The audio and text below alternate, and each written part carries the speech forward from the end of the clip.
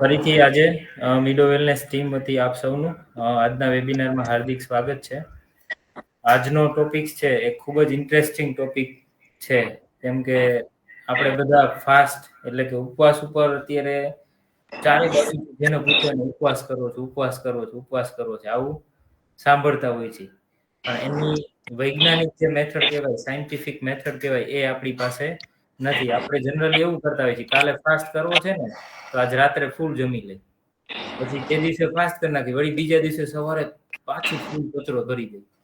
તો એની કરતા ફાસ્ટ ન કરવો સારો. એના લીધે જે નુકસાન થાય છે એની કરતા વિધાઉટ ફાસ્ટમાં એટલું નુકસાન નહીં થાય. બરાબર, એની કરતા રૂટીન રાખવું સારું.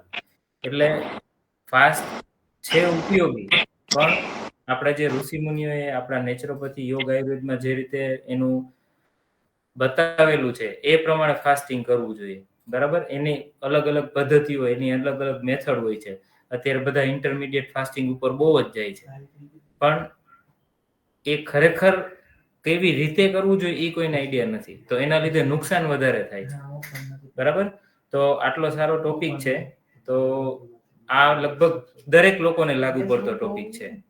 તો આપણે એવું પણ કરીએ કે આપણા જે કોઈ ફ્રેન્ડ્સ, ફેમિલી, રિલેટિવ્સ, આપણા જે કઈ બધર ગ્રુપ્સ છે એમાં પણ આ લિંક મોકલી અને એને કહીએ કે ભાઈ સાયન્ટિફિક મેથડ જે છે ઉપવાસની વૈજ્ઞાનિક પદ્ધતિ છે એ શીખવા માટેનો આજે ખૂબ સારો વેબિનાર છે, તો એ લોકો પણ જોઈન થાય. ઓકે, હવે હું આજે જે આપણને માર્ગદર્શન આપવાના છે એ અમારા મીડો વેલનેસ સેન્ટરથી ડોક્ટર દિવ્ય ભારદ્વાજ છે, આપણી સાથે જોઈન થયા છે. वेलकम मैम, नमस्ते। नमस्ते। करते हैं स्टार्ट। आज एक बहुत ही इंटरेस्टिंग टॉपिक पर हम बात करने वाले हैं। कहने को ये बहुत कॉमन टॉपिक है, लेकिन हमें अपने कंडीशन के अकॉर्डिंग, अपने एज के अकॉर्डिंग, हमें जो जो बीमारी के साथ सिम्टम्स आ रहे हैं, जो लक्षण आ रहे हैं, उनके अकॉर्डिंग हमें ज्ञान थोड़ा सा कम है। हमें सिर्फ पता है फास्टिंग, कि अगर फास्टिंग से उसका बीपी ठीक हो गया तो फास्टिंग से मेरा बीपी भी ठीक हो जाएगा। तो उसमें हमें आज डिटेल में बात करेंगे कि फास्टिंग किसके लिए जरूरी है, कितने प्रकार की फास्टिंग होती है, आपको फास्ट कैसे करना है, कब करना है, और आपको फास्ट ब्रेक कैसे करना है, उसके बारे में भी आज हम डिटेल में बात करेंगे। एक जो ये फास्टिंग है, ये एक बहुत ही चर्चा का विषय है, ये हम सब जानते हैं, लेकिन इसके हेल्थ बेनिफिट्स भी चर्चा में बने हुए हैं। इसके बहुत सारे हेल्थ बेनिफिट्स भी हैं, तो हम ज़्यादा से ज़्यादा इसके बेनिफिट कैसे ले सकते हैं फास्टिंग को करेक्ट तरीके से करके। एक नेचुरोपैथी वे से अगर आप फास्ट करेंगे तो आप ज़्यादा से ज़्यादा उसके बेनिफिट कैसे ले सकते हैं अपने कंडीशन के अकॉर्डिंग, वो आज इसमें हम जानेंगे। तो सबसे पहले हम जानेंगे कि फास्टिंग क्या है। हमें सब सिर्फ इतना पता है कि नवरात्रि आ गई, फास्ट कर लो, सोमवार का फास्ट कर लिया, जो भी आप फास्टिंग कर रहे हैं। तो इसको अगर आम भाषा में समझें कि फास्टिंग क्या है, तो फास्टिंग है abstinence from any kind of food. आपको एक पर्टिकुलर टाइम के लिए कोई सॉलिड फूड से आपको अपनी बॉडी को ब्रेक देना है। आम भाषा में समझें तो आपको आपकी बॉडी को हॉलीडे पे छोड़ना है फास्ट करके, आपको आपके डाइजेस्टिव सिस्टम को, ताकि आपका पाचन तंत्र है जो वो और अच्छे से डाइजेस्ट कर सके, उसको हॉलीडे देना है। सिंपल भाषा में समझेंगे, ठीक है। अब आप देखिए, फास्टिंग करने के बहुत सारे तरीके हैं। कोई निर्जला उपवास करता है, कोई फ्रूट फास्टिंग करता है, कोई सिर्फ वाटर फास्टिंग करता है, कोई फास्ट के बाद तला हुआ खाना या फ्राइड फूड, जो भी आप सबका अलग अलग तरीका है, कोई उसको कंज्यूम करता है। तो आप क्या कर रहे हैं, अपनी कंडीशन के अकॉर्डिंग कैसे आपको करेक्ट तरीके से करना है, उसमें हम बात करेंगे। तो आपको सबसे पहले तो कोई भी सॉलिड फूड लेना ही नहीं है, ये है फास्टिंग। और कब तक नहीं लेना, एक पर्टिकुलर टाइम के लिए, यानी कि फास्टिंग आपका 6 घंटे का भी हो सकता है, 12 घंटे का भी हो सकता है, 24 घंटे का भी हो सकता है, अलग अलग तरीके का फास्टिंग होता है। अब आप देखिए, जो फास्टिंग है वो एक बहुत अच्छे तरीके से हम एंशियंट टाइम से उसको फॉलो करते आ रहे हैं, हमारे पूर्वजों के टाइम से। और भगवान ने हर एक रिलीजन में फास्टिंग बनाया है। जैसे हिंदू में नवरात्रि का फास्टिंग है, उसके अलावा पूर्णिमा है, एकादशी है, सोमवार है, अलग अलग फास्ट है। इस्लाम में रमजान का फास्टिंग है। ऐसे ही जैनिज्म का अलग एक तरीका है फास्टिंग का, बुद्धिज्म का अलग एक तरीका है फास्टिंग का। कहने का मतलब है ये जो फास्टिंग है वो रिलीजन के अकॉर्डिंग तो बटा हुआ है, लेकिन हमने उसके अंदर उसके बेनिफिट्स कैसे लेने हैं उसको जानेंगे। देखिए, आपको नॉर्मल अगर आम भाषा में बोला जाए तो फास्टिंग सबके लिए नहीं है। जैसे किस किस के लिए नहीं है फास्टिंग?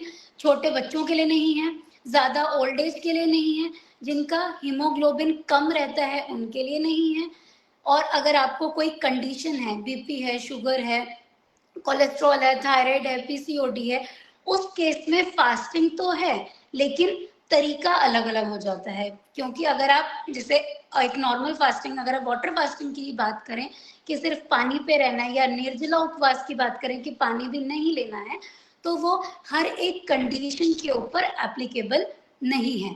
यहाँ मैं सबसे पहले इस टॉपिक को स्टार्ट करने से पहले एक बहुत इंपॉर्टेंट डिफरेंस है उसको एक ऐड करना चाहती हूँ। बहुत सारे लोग कंफ्यूज हैं डाइटिंग से और फास्टिंग से। ये दोनों बहुत डिफरेंट हैं। डाइटिंग बिल्कुल अलग चीज है, फास्टिंग अलग चीज है। डाइटिंग आप अपने कंडीशन के अकॉर्डिंग कर सकते हैं। जैसे आप वेट लॉस डाइट पर हैं, थायराइड की डाइटिंग पर हैं, कैंसर की डाइटिंग पर हैं, ठीक है। डाइटिंग में आपका जो कैलोरी इनटेक है उसको आप कम कर देते हो। अपने जो भी आप जैसे थायराइड के लिए ले रहे हैं या वेट लॉस के लिए ले रहे हैं, तो आप उसमें कैलोरी इनटेक को कम कर रहे हैं अकॉर्डिंग टू योर कंडीशन। आप अपने बीमारी के अकॉर्डिंग, अपने कंडीशन के अकॉर्डिंग डाइटिंग कर रहे हैं, कैलोरी इनटेक कम हो रहा है। जो फास्टिंग है वो बिल्कुल डिफरेंट है।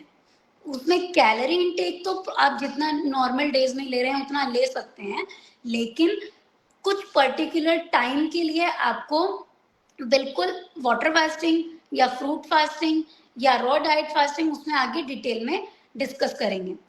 अब क्वेश्चन आता है हमारे पास कि फास्टिंग किस किस को करनी चाहिए और कब करनी चाहिए और कैसे करनी चाहिए। तो किस किस को करनी चाहिए उस पर आते हैं। फास्टिंग आप सब कर सकते हैं, लेकिन अगर आप अंडर गाइडेंस फास्टिंग करें तो आपके लिए ज्यादा अच्छा होगा। जैसे अगर आपको थायराइड है, शुगर है, इन लोगों के लिए भी फास्टिंग है, लेकिन आप अंडर गाइडेंस फास्टिंग करेंगे कि आपका शुगर लेवल कितना है, आपका बीपी कितना रहता है, कोलेस्ट्रॉल कितना आ रहा है, अगर फैटी लिवर है तो उसमें बिलिरुबिन या एसजीओटी कितना आ रहा है, उसके अकॉर्डिंग अगर आप उसके फास्टिंग का तरीका चेंज हो जाता है। इसलिए मैं दोबारा रिपीट कर रही हूँ कि अगर आपको कोई कंडीशन है तो आप अंडर गाइडेंस फास्टिंग करेंगे तो आपके लिए ज्यादा अच्छा, उसके लिए फायदा रहेगा। फास्टिंग आप लोगों के लिए भी है। उसके अलावा फास्टिंग कब करनी चाहिए? देखिए, बेस्ट सीजन होता है फास्टिंग का जैसे ही सीजन चेंज हो रहा है। जैसे हमारे रिलीजन में बहुत अच्छा एक फास्टिंग बना है, जैसे नवरात्रि वीक साल में 2 बार आता है, एक समर सीजन की स्टार्टिंग से पहले, एक विंटर स्टार्ट होने से पहले।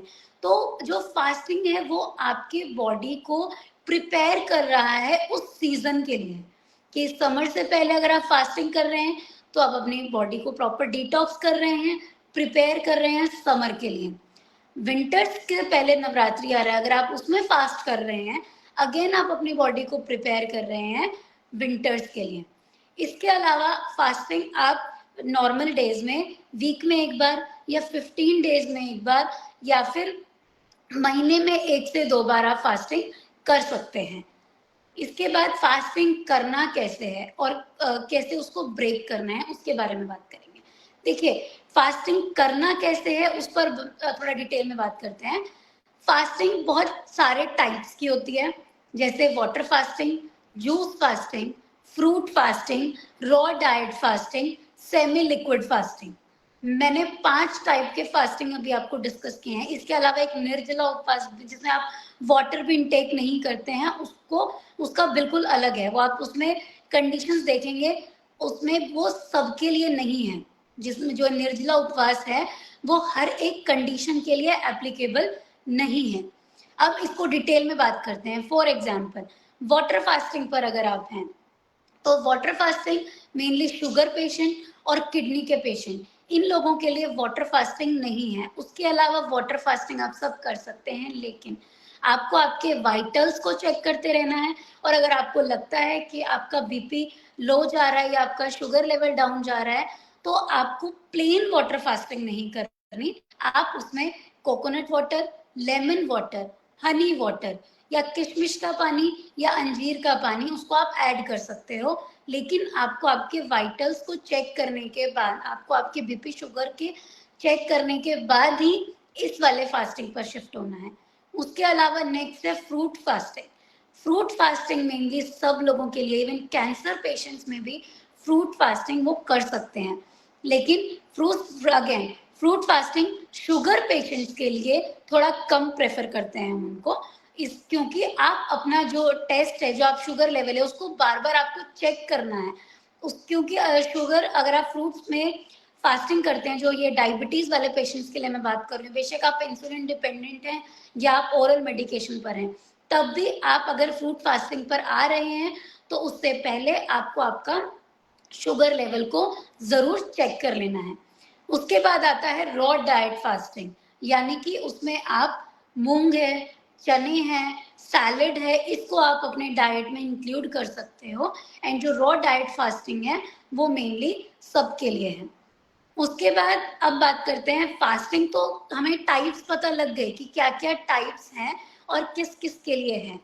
लेकिन जब तक हमें किसी चीज का बेनिफिट नहीं पता लगे, हम उसको मन से नहीं करते हैं, हम उसको डर के करते हैं। तो सबसे पहले फास्टिंग मन से करना है, डर के नहीं करना है कि मुझे ये प्रॉब्लम है या मेरा बीपी शुगर कोलेस्ट्रॉल सब बढ़ा हुआ है इसलिए मुझे फास्टिंग करना है। नहीं, आपको मन से फास्टिंग करनी है, तब आप देखेंगे कि आपको उसका रिजल्ट ज्यादा मिलेगा और अच्छा मिलेगा। इसलिए अब हम बात करते हैं फास्टिंग के बेनिफिट्स के बारे में। फास्टिंग के बहुत सारे बेनिफिट्स हैं, लेकिन कुछ इंपॉर्टेंट बेनिफिट्स मैं इसमें आज ऐड करूंगी, जिसमें सबसे फर्स्ट नंबर पे आता है आपका विल पावर। आपकी विल पावर इंक्रीज होती है, यानी कि आपकी क्षमता को आप इंक्रीज कर रहे हो, अपने कंसंट्रेशन पावर को इंक्रीज कर रहे हो, आप अपनी मेमोरी को इंक्रीज कर रहे हो। आप देखेंगे कुछ लोगों को एज के साथ भूलने की बीमारी स्टार्ट हो जाती है, या स्कूल कॉलेजेस में बच्चों को ये प्रॉब्लम होता है कि वो रीड याद करते हैं लेकिन वो भूल जाते हैं जल्दी से। तो आपने अपने माइंड को इतना थका दिया, उसमें इतनी सारी चीजें चल रही है। अगर आप फास्टिंग करते हैं ऐसे केस में, तो वो आपको बहुत अच्छा बेनिफिट देता है, बिकॉज वो आपके विल पावर को, आपकी क्षमता को इंक्रीज कर रहा है और आपके माइंड को रिलैक्स कर रहा है। क्योंकि जब आप फास्ट करते हैं तो आपके माइंड से कुछ अच्छे हॉर्मोन्स रिलीज होते हैं, जिसकी वजह से आपका स्ट्रेस रिड्यूस होता है, यानी कि कम होता है, और आपका कंसंट्रेशन पावर, आपकी एकाग्रता बढ़ती है।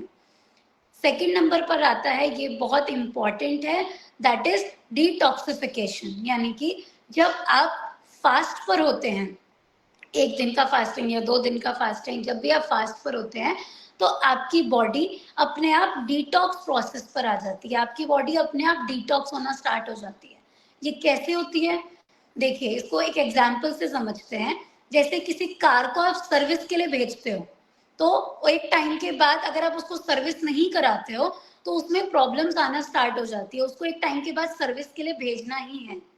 कुछ मशीन्स अगर आप डेली मशीन्स यूज करते हैं, फैक्ट्री में एक टाइम के बाद उस मशीन को बंद करना ही पड़ता है, उसमें ऑयलिंग करना पड़ेगा, उसको क्लीनिंग करना पड़ेगा। फास्टिंग आपके बॉडी के लिए सिर्फ वही काम करता है कि आपके बॉडी को डिटॉक्स करता है, आपके अंदर के सिस्टम को क्लीन करता है। यानी कि अब इसमें अलग अलग चीजें आ जाती है। जैसे कुछ लोग बोलते हैं फास्टिंग से आप लीवर डिटॉक्स कर सकते हो, कुछ बोलेंगे फास्टिंग से आप किडनी डिटॉक्स कर सकते हैं, कुछ। इसलिए जो ये अलग अलग पार्ट्स आ रहे हैं, नॉर्मल अगर आप फास्टिंग करते हैं तो आप अपनी पूरी बॉडी को डिटॉक्स कर सकते हैं। उसके अंदर आपका लीवर है, किडनी है, आपका स्मॉल इंटेस्टाइन, लार्ज इंटेस्टाइन, आपका पाचन तंत्र, हर एक चीज उसमें आ रही है। तो जैसे जैसे आपके बॉडी से लोड कम होगा, हर एक सिस्टम का लोड कम होगा, तो ऑटोमेटिकली आपके बॉडी में रेजुविनेशन वाला प्रोसेस स्टार्ट हो जाएगा। यानी कि जो आपके सेल्स हैं वो उनका न्यू ग्रोथ स्टार्ट हो जाएगा। वो कब होगा? जैसे जैसे आपकी बॉडी में डिटॉक्स प्रोसेस चालू होगा। बिकॉज जब डिटॉक्स प्रोसेस आपकी बॉडी में चलता है तो आपके बॉडी से टॉक्सिन का एलिमिनेशन, यानी कि जो टॉक्सिन है, या मैंने टॉक्सिन वर्ड यूज करा है, टॉक्सिन का मतलब है कोई भी ऐसा कचरा जो आपकी बॉडी से बाहर निकल नहीं पा रहा, बाहर फ्लश आउट नहीं हो पा रहा, या फिर आपकी बॉडी उसको फ्लश आउट कर नहीं पा रही यूरिन के थ्रू या फीकल के थ्रू। तो जो फास्टिंग है वो हेल्प करता है इसमें आपका उस कचरे को बाहर निकालने के लिए। अब आप देखिए, यहाँ पर भी एक एग्जाम्पल लेते हैं, जैसे कोई जो मिक्सर है या आप जूस निकाल रहे हैं, आपने जूस निकाला, जूस आपने कंज्यूम कर लिया, लेकिन आपने उस मशीन को क्लीन नहीं करा, उसमें वो कचरा जमा हुआ है। आप नेक्स्ट टाइम अगर उस कचरे वाली मशीन में जूस निकालेंगे तो आपको उस जूस का बेनिफिट मिलेगा? उस जूस में जितना भी बेनिफिट वो आपको करेगा उससे ज्यादा वो नुकसान कर देगा। क्यों? क्योंकि वो उस कचरे वाली मशीन से निकला हुआ जूस है। अब बेशक आप उसमें अनार का जूस ले लीजिए, कैरेट का ले लीजिए, लेकिन आपको वो मशीन को क्लीन करना जरूरी है। यही आपके पाचन तंत्र में है। अगर आप कितना भी अच्छा खा लें ऊपर से, लेकिन अगर आपके अंदर से टॉक्सिन, कचरा बाहर नहीं निकल रहा, तो आपकी बॉडी अच्छे तत्व को अपने अंदर अपने ब्लड के अंदर उसको एब्जॉर्ब नहीं करेगी।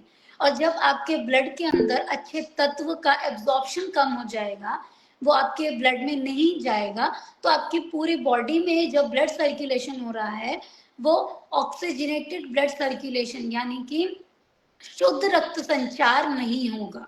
क्यों? क्योंकि आपकी बॉडी में जो हर जगह रक्त जा रहा है वो ही इम्प्योर हो गया, आपका ब्लड ही इम्प्योर हो गया। तो आपको आपकी मशीन को क्लीन करना जरूरी है, आपके पाचन तंत्र को क्लीन करना जरूरी है, आपके small intestine, large intestine, liver, सबको डिटॉक्स करना जरूरी है। इसलिए जो फास्टिंग का जो मेन जो बेनिफिट है वो डिटॉक्सिफिकेशन ही है, यानी कि वो आपके हर एक पार्ट को डिटॉक्स कर रहा है। यहाँ पर एक और क्वेश्चन आता है कि हमें फास्टिंग कब कब या कितना करना चाहिए। देखिए, आप फास्टिंग वीक में 1 से 2 बार आराम से कर सकते हैं, क्योंकि आप खाना डेली खा रहे हैं। वीक में 1 बार तो कम से कम आपको आपके पाचन तंत्र को रेस्ट देना पड़ेगा।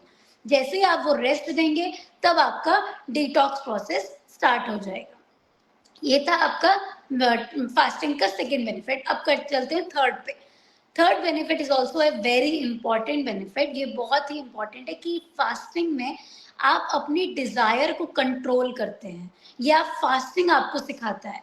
जैसे अगर नॉर्मल डेज में आप खाना, रोटी सब्जी सब आप अच्छे से मील ले लिया, उसके बाद भी आपको क्रेविंग्स होती है ऑयली फूड की, फ्राइड फूड्स की, या शुगर की, शुगर में चॉकलेट, पेस्ट्री, केक, अलग से आपको ये सब क्रेविंग्स होना स्टार्ट होता है।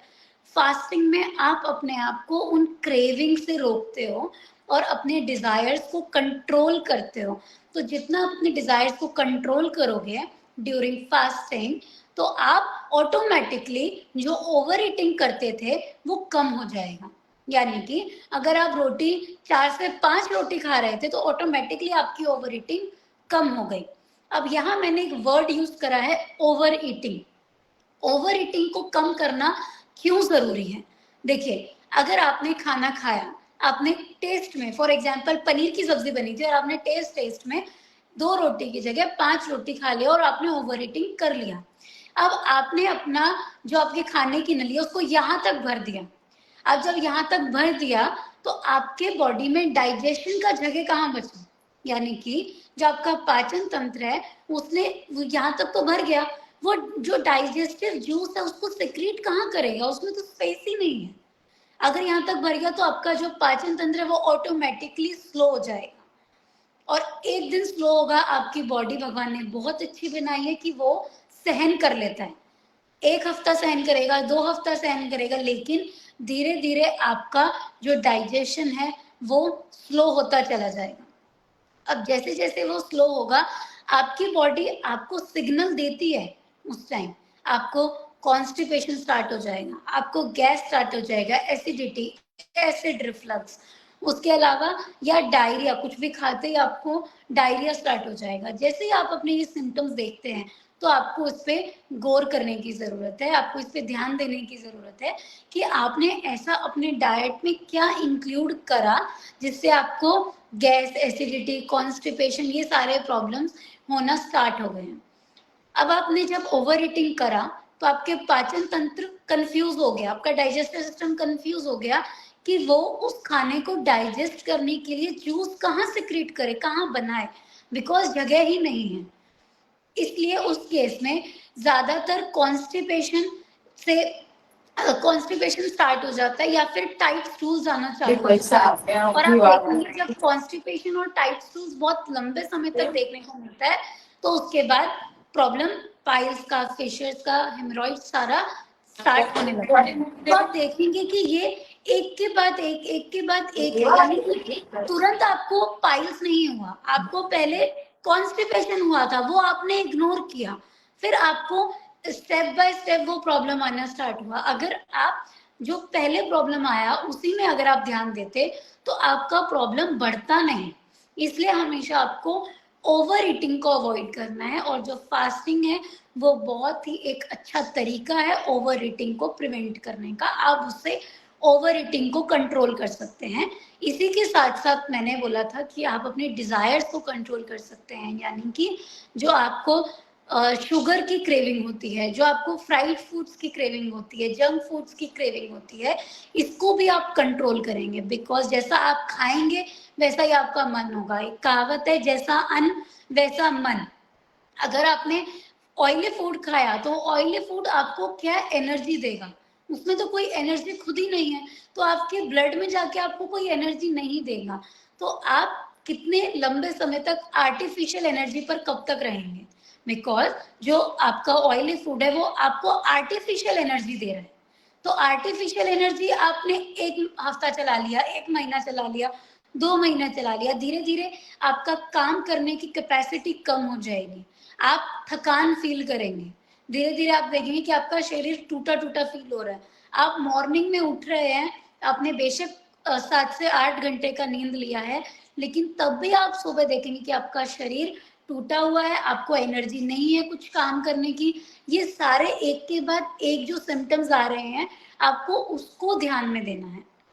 नॉर्मली कहा जाता है कि 10 से 20 साल की उम्र में अलग चेंजेस आ रहे हैं, 20 से 30 में अलग चेंजेस आ रहे हैं, लेकिन मैं बोलती हूँ आपके बॉडी में डेली चेंजेस आ रहे हैं। अगर आपको आज फॉर एग्जांपल गैस हुआ या आपका मॉर्निंग में स्टमक क्लीन नहीं हुआ अच्छे से, तो ऑटोमेटिकली आपका पूरा दिन वेस्ट हो गया, आपका कुछ खाने का मन नहीं करेगा, आपका कुछ काम करने का मन नहीं करेगा, जो भी आपका गोल था कि आपको इतना आज काम करना है वो नहीं हो पाएगा, बिकॉज आपका माइंड डिस्टर्ब ही रहेगा। तो आपका जो फास्टिंग है, इसलिए हमने बोला कि जो फास्टिंग है वो आपके कंसंट्रेशन पावर को इंक्रीज करता है, आपके डाइजेशन को डिटॉक्स करके, आपके डाइजेशन को इम्प्रूव करके, आपके मेटाबॉलिज्म को इम्प्रूव करके वो आपको एक शुद्ध रक्त संचार प्रोवाइड करता है कि आपके बॉडी में ऑक्सीजनेटेड ब्लड सर्कुलेशन होना स्टार्ट होता है। इसके बाद बात करते हैं कि आपको फास्ट ब्रेक कैसे करना है। ये बहुत इंपॉर्टेंट टॉपिक है, इसको आपको ध्यान से सुनना भी है, समझना भी है, और इसको आपको आपकी लाइफ में अप्लाई भी करना है, इसको यूज भी करना है। अगर आपने फास्टिंग किया पूरा दिन, आपने 1 दिन का फास्टिंग किया या 2 दिन का फास्टिंग किया, उसके बाद आपने तला हुआ खा लिया, या जैसे कुछ ये साबूदाने के पकोड़ा खा लिया या कुटू के आटे की कचौरी खा लिया, कहने का मतलब है फ्राइड फूड ले लिया, तो आपने जो फास्टिंग किया उसमें जो आपको बेनिफिट मिला उसका आपने बिल्कुल ऑपोजिट कर दिया। इसलिए हमेशा आपको ध्यान देना है कि आपको फास्टिंग ब्रेक कैसे करना है। हमेशा आपको फास्टिंग आपको लिक्विड लेके ब्रेक करना है। कुछ भी आप लिक्विड ले सकते हैं, आप कोकोनट वाटर ले सकते हैं, आप जूस ले सकते हैं, यानी कि आपको सिर्फ लिक्विड लेके आपका फास्ट ब्रेक करना है।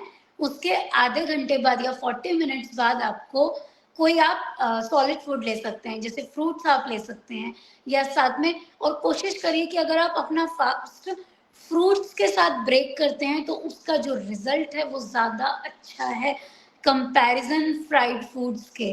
बिकॉज आप फ्राइड फूड्स अगर ले लिया तो उसका जो भी बेनिफिट आपकी बॉडी में मिला उसका पूरा उल्टा प्रोसेस स्टार्ट हो जाएगा, पूरा रिवर्स चालू हो जाएगा आपके बॉडी में। तो इसलिए उससे बचने के लिए आप देखेंगे जैसे ही आप वो लेते हैं नेक्स्ट डे आपको जलन भी होती है, आपको एसिडिटी भी होगी, आपको गैस भी बन रहा है और आपका सर दर्द भी स्टार्ट हो जाता है। तो इस सब चीज़ों से बचने के लिए आप हमेशा जब भी फास्ट ब्रेक कर रहे हैं तो आप कोशिश करिए कि आप जूस या फ्रूट्स पर ही फास्ट ब्रेक करेंगे, और उसके बाद जो भी आप खाना ले रहे हैं, एटलीस्ट फॉर 6 आवर्स आप सिर्फ फ्रूट्स पर ही रहेंगे, ये आपको ध्यान रखना है। इसके अलावा फास्टिंग, मैंने स्टार्टिंग में ही बोला था कि हर एक इंसान के लिए फास्टिंग नहीं है, उसके लिए तरीका अलग हो जाता है। तो आपको ये जरूर ध्यान देना है कि आप अपने रिपोर्ट्स, अपने वाइटल्स को ध्यान में रखते हुए ही फास्ट करें।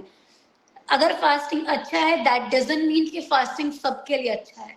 इसलिए आपका शुगर है तो आपको फास्टिंग अंडर गाइडेंस करनी है। आपको कैंसर है या आप कोई कीमो या रेडिएशन ले चुके हैं, तो अगर आप फास्ट पर आना चाहते हैं तो अगेन आपको अंडर गाइडेंस करना है। आपको कुछ रिपोर्ट्स हैं जो आपको लगता है कि नहीं, मुझे समझ नहीं आ रहा कि मेरे को फास्टिंग करनी है या नहीं करनी, तो आप अपने रिपोर्ट्स हमारे साथ शेयर कर सकते हैं।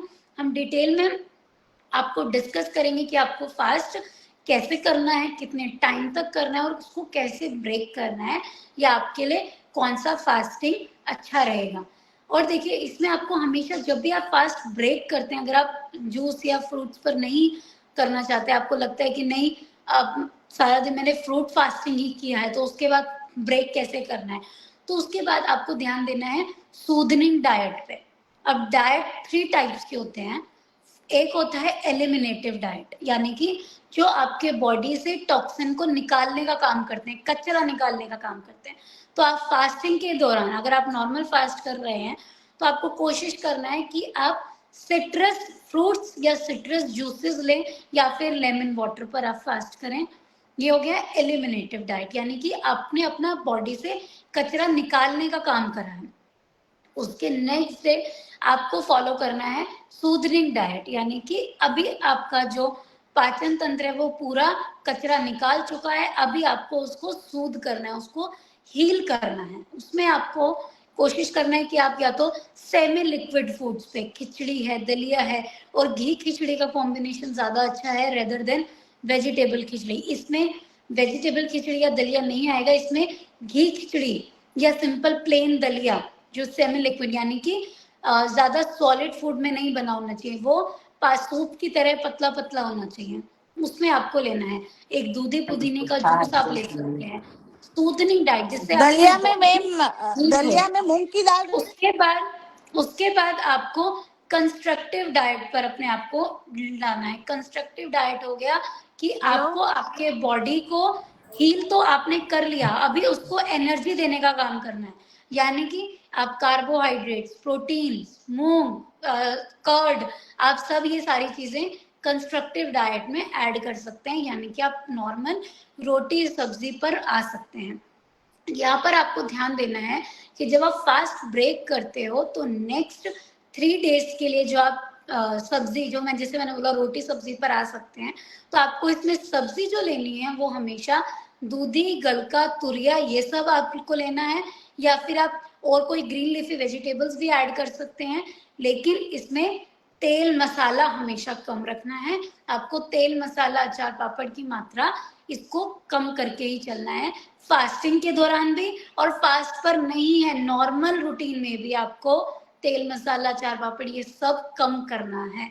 इसको कम करेंगे और धीरे धीरे इसको खत्म करना है, बिकॉज कुछ चीजें हमारी बॉडी के लिए बनाई ही नहीं है, वो सिर्फ टेस्ट के लिए बनाई है, टेस्ट बर्ड्स के लिए, कि आप कुछ मीठा खा रहे हो, सिर्फ आपके टंग को पता है आपने मीठा खाया, आपने स्पाइसी खाया, आपके सिर्फ टंग को पता है, आपकी जीभ को पता है, सिर्फ टेस्ट बर्ड्स जो है वो आपकी जीभ पर है। आपका खाना जब अंदर गया, आपके स्टमक में कोई टेस्ट बर्ड्स नहीं है, आपके अंदर कुछ नहीं पता लगेगा आपने मीठा खाया था या आपने तीखा खाया था। तो आपको हमेशा ध्यान देना है कि आप तेल मसाला, अचार पापड़ हमेशा आपको ये अपने डाइट में कम मात्रा में ही लेना है और धीरे धीरे इसको बिल्कुल खत्म करना है। इसके अलावा अगर आपको किसी को कोई डाउट है किसी भी चीज से रिलेटेड, या आपको लगता है कि नहीं मेरे लिए फास्टिंग जरूरी है या नहीं, तो आप हमसे पूछ सकते हैं। अरे થેન્ક યુ મેમ। આપણે છે ને પ્રશ્નોત્તરી લઈએ જ છીએ લાસ્ટમાં, એટલે તમે લોકો નોટ્સ પેન લઈને બેસો એવું હોય ને તો આપણે લાસ્ટમાં જ્યારે ક્વેશ્ચનરી લઈને ત્યારે બધાનું લઈ લેશું। થેન્ક યુ મેમ, આપને બહુ અચ્છા સમજાયા। આપણે ફાસ્ટિંગ વિશે ખૂબ સારું સમજ્યા, કેવી રીતે ખરેખર ફાસ્ટિંગ હોવું જોઈએ। જે આપણે તો આપણી જે નેચરોપેથી યોગ આયુર્વેદમાં એવું કીધું છે કે ફાસ્ટિંગથી આપણે પ્રભુને પણ રાજી કરી શકીએ, ભગવાનને પણ રાજી કરી શકીએ, બરાબર. પણ આપણે સ્વાસ્થ્યની દ્રષ્ટિએ જ લેતા હોય છીએ ફાસ્ટિંગને. તો સ્વાસ્થ્યમાં પણ કેવી રીતે પરફેક્ટ ડાયટિંગ કરવું જોઈએ, કેવી રીતે કરવું જોઈએ, કેવી રીતે એને બ્રેક કરવું જોઈએ, એટલે કે છોડવું જોઈએ, આ બંનેની પ્રોપર મેથડ છે એ મેડમે આપણને સમજાવી. હવે જે લોકોને એના વિશે ક્વેશ્ચન છે વન બાય વન પૂછે. પેલા ઇન્દુબેન તમે બોલી દો.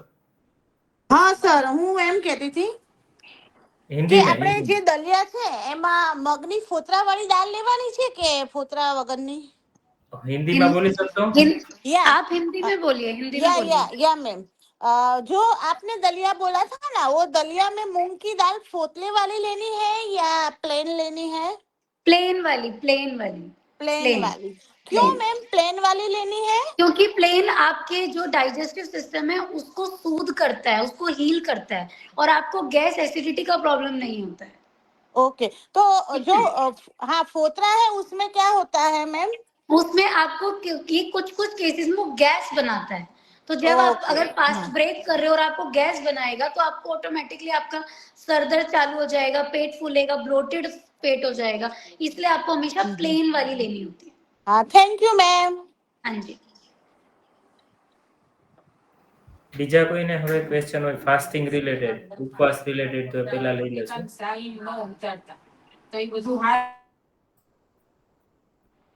ઉપવાસ રિલેટેડ હવે કોઈને પ્રશ્ન હોય તો?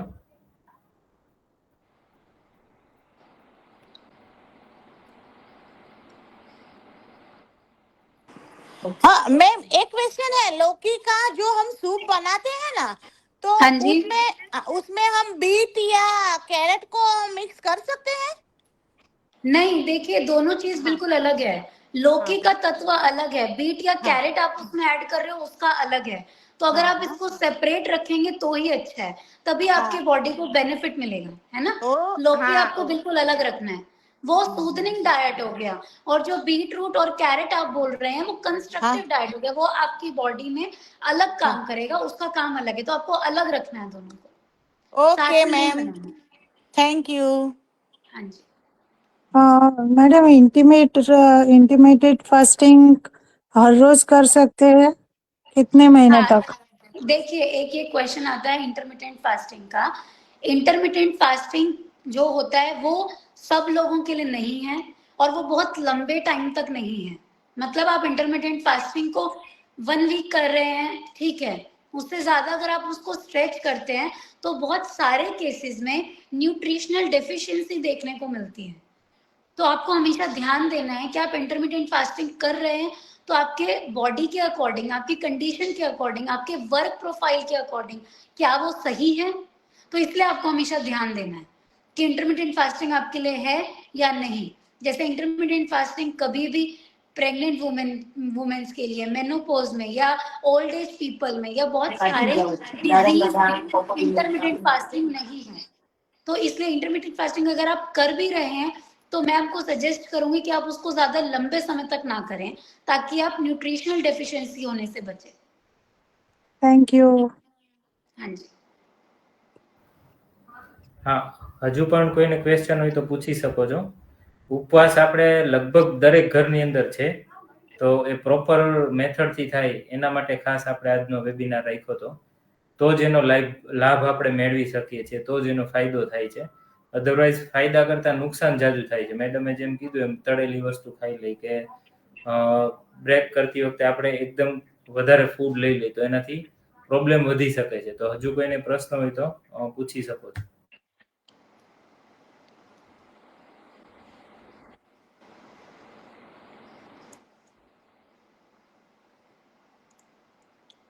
इंटरमिटेड फास्टिंग में पूछो।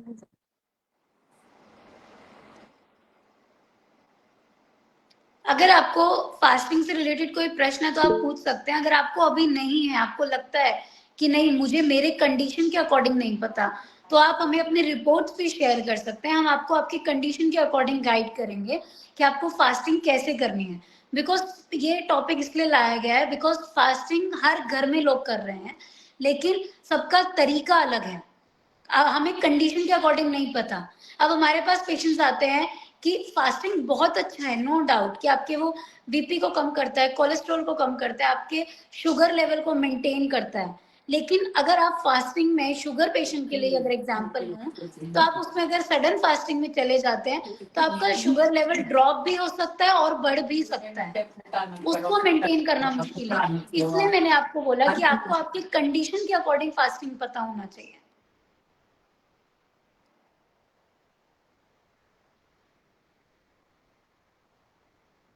ફાસ્ટિંગ છે ખૂબ સારી થેરપી પણ છે, તો એ પ્રોપર માર્ગદર્શન સાથે કરો. વધારે કોઈને જો રિક્વાયરમેન્ટ હોય પર્સનલ ક્વેશ્ચનની તો મેં ગ્રુપમાં આપણું જે ચેટ બોક્સ છે એમાં નંબર પણ નાખેલા છે, તો એમાં તમે પર્સનલી પણ મેડમ સાથે વાત કરી શકો છો કે મારી ફિઝિકલ કન્ડિશન આવી રીતની છે તો હું કેવી રીતે ફાસ્ટિંગ કરું એમ. આપણે આડેધડ જે ફાસ્ટિંગ કરી છે એના લીધે બોડીની અંદર ઘણા ઇમ્બેલેન્સ થાય છે. બહુ ભૂખ્યા રહેવાથી પીકને લીધે ઘણાને પ્રોબ્લેમ્સ બહુ વધી જાય છે, તો એવું ના થવું જોઈએ.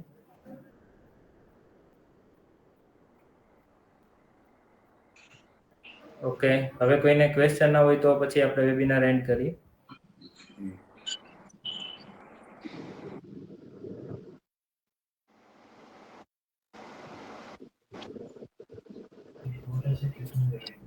Okay, sir. Thank you. Ma'am, thank you very, very much. Thank you. Bhavnaben, તમારે કઈ પૂછવાનું છે? ના, મારે કઈ નથી પૂછવાનું, મારે રિપોર્ટ મોકલવાના છે, એ પછી હું મોકલી આપીશ. હા, મેં આમાં નંબર નાખ્યા છે, બરાબર, એમાં મોકલી દેજો. હા, તો Bobby કયા flower. નંબર ઉપર મોકલવાના મારે? મેં આમાં જો ચેટ બોક્સમાં 2 નંબર નાખ્યા છે, ઓકે, એમાં મોકલી અને પછી તમે ફોન પર વાત પણ કરી લેજો, એટલે તમને હા, રિપોર્ટ મળી જશે. Okay, okay. કહેજો કે વેબિનારમાં અત્યારે વન ટાઈમ ફ્રૂટ ડાયટ લઉં છું બપોર વચ્ચે. સવારે ને સાંજે, સવારે નાસ્તો કરું ને સાંજે ડિનર જમું છું પ્રોપર. ઓકે. हेलो, તમારા રિપોર્ટ જે છે ને हाँ, રિપોર્ટ સેન્ડ કરી દો. भावना बहन आप अपना रिपोर्ट शेयर कर देना, उसके बाद आपसे को बता देंगे आपको कैसे करना है, ठीक है? ओके, ओके, ओके मैम, हाँ जी, थैंक यू. हाँ जी.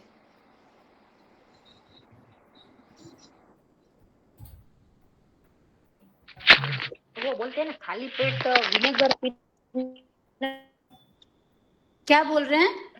અવાજ કટ થાય છે અમીબેન, વ્યવસ્થિત तो अच्छा मैम, हाँ जी, खाली पेट विनेगर है ना सब, खाली आप खाने के आप पहले क्या आधा घंटे क्या खाने के पहले? विनेगर पीते हैं ना सब, बोलते हाँ हैं ना जी, कि विनेगर पीने से खाली हाँ पेट कि विनेगर विनेगर पीते हैं पीने ना. से वेट कम होता है ना? यही क्वेश्चन हाँ है ना तो आपका? हाँ हाँ हाँ हाँ होता है. देखिए नहीं, ये देखिए ये बिल्कुल अलग चीज है, ये बहुत सारे आते हैं हमारे पास में। देखिए आपको क्या करना है ना, आप विनेगर पी लीजिए या लेमन पी लीजिए, लेमन वाटर पी लीजिए, ये सब एक अलग चीज हो गई। अगर आपको वेट लॉस करना है तो विनेगर पीने से वेट लॉस नहीं होता, बल्कि कुछ कुछ लोगों का स्टमक सेंसिटिव हो जाता है कि वो बहुत सारी चीजें डाइजेस्ट नहीं करता है। तो अगर आप विनेगर ले रहे हैं तो पहले तो उसको स्विच करें लेमन वाटर पे, और अगर आप विनेगर अगर लेते भी हैं, अगर आपको उससे फायदा हो रहा है, तब भी आपको विनेगर बहुत लंबे समय तक नहीं लेना है, क्योंकि अगर आप एक लंबे समय तक उसकी आदत बनाएंगे तो आपका स्टमक सेंसिटिव हो जाएगा और वो बहुत सारी चीजें, मतलब खाने में बहुत सारी चीजें डाइजेस्ट नहीं कर पाता है। ये एक ट्रेंड बन गया है, फैशन में आ गया है कि विनेगर पीने से आपको वेट नहीं बढ़ेगा या खाना जल्दी डाइजेस्ट होगा, ऐसा कुछ भी नहीं होता है।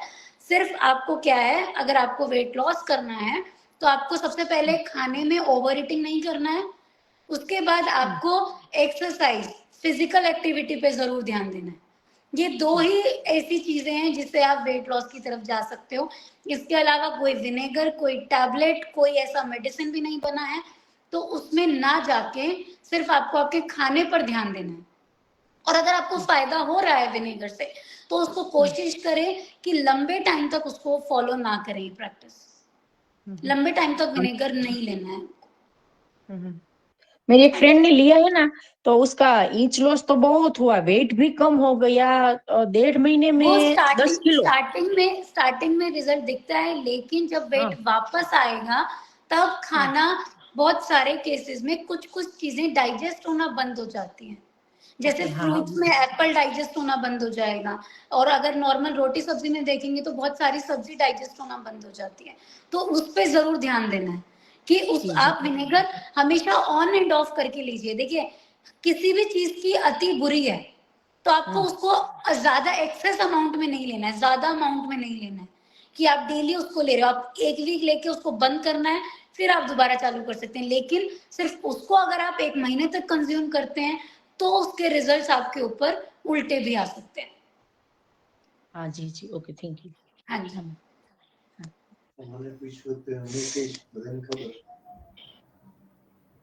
ઓકે, હજુ બીજા કોઈને પ્રશ્ન હોય તો વાત કરી શકો છો તમે.